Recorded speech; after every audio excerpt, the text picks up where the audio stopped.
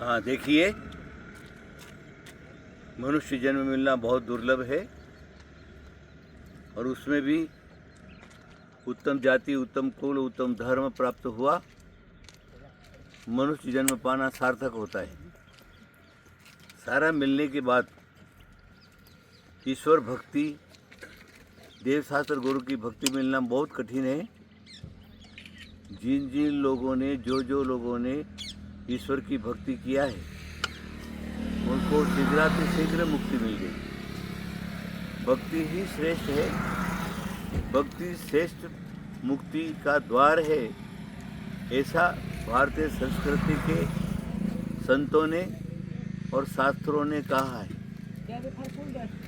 जैन धर्म एक विशेष धर्म है, उसमें भी कुंद स्वामी, पूज्यपाद स्वामी आदि ने, बड़े बड़े आचार्यों ने भक्ति करना बताया है। जो भक्ति करता है वो भव समुद्र से पार हो जाता है, इसलिए भक्ति अवश्य करना। उसके बाद हिंदू धर्म के जो शास्त्र हैं उसमें भी भक्ति करना बताया है।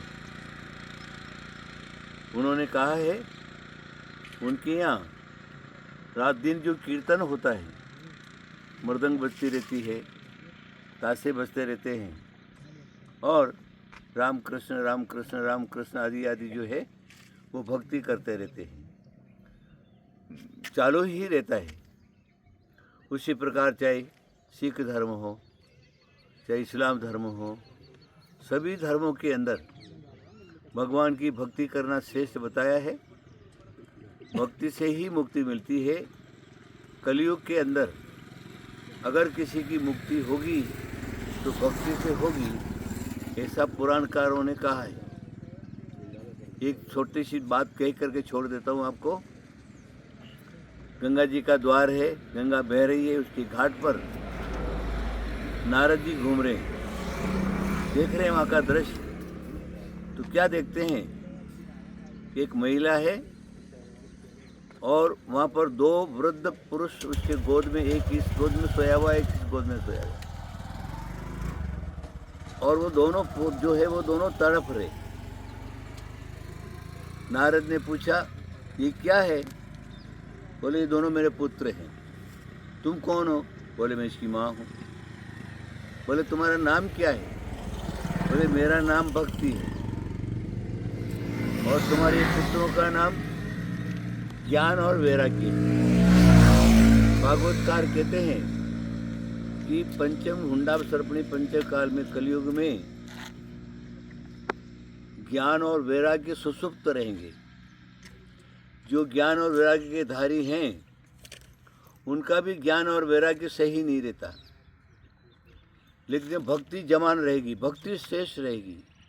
इसलिए वो महिला तो जवान थी और उनके दोनों जो पुत्र जो हैं वो बुढ़े थे।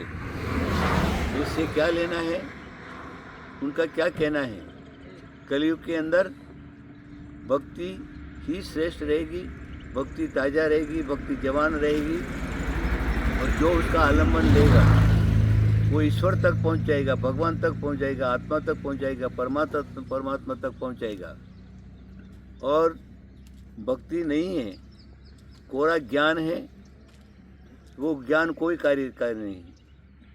कोरा वैराग्य है, ज्ञान रहित है, तो वो वैराग्य भी किसी काम का नहीं है।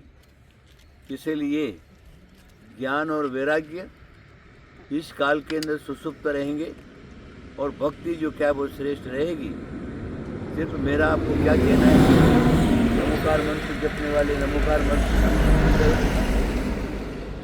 अरहंत आदि 24 तीर्थंकर भगवान की भक्ति करने वाले 24 भगवान की भक्ति करें। पंच परमेश्वर भगवान की भक्ति करने वाले पंच परमेश्वर की भक्ति करें। अथवा जो ब्रह्मा को मानने वाला है, जो विष्णु को मानने वाला है, जो शिव को मानने वाला है, वो भी जो क्या है भक्ति का सहारा ले। भक्ति जो है वो कहीं न कहीं तुमको अटका करके और सद्गति प्राप्त करा देगी। इसलिए तुम क्या करो, सद्गति प्राप्त करने के लिए इस काल में हमारा मनुष्य जन्म सार्थक करने के लिए हमें भगवान की भक्ति नहीं छोड़ना चाहिए। भगवान की भक्ति के अंतर्गत ही तीर्थ यात्रा आती है, इसीलिए हम लोग तीर्थ यात्रा के लिए जा रहे हैं। आप सब लोगों को आशीर्वाद आशीर्वाद आशीर्वाद।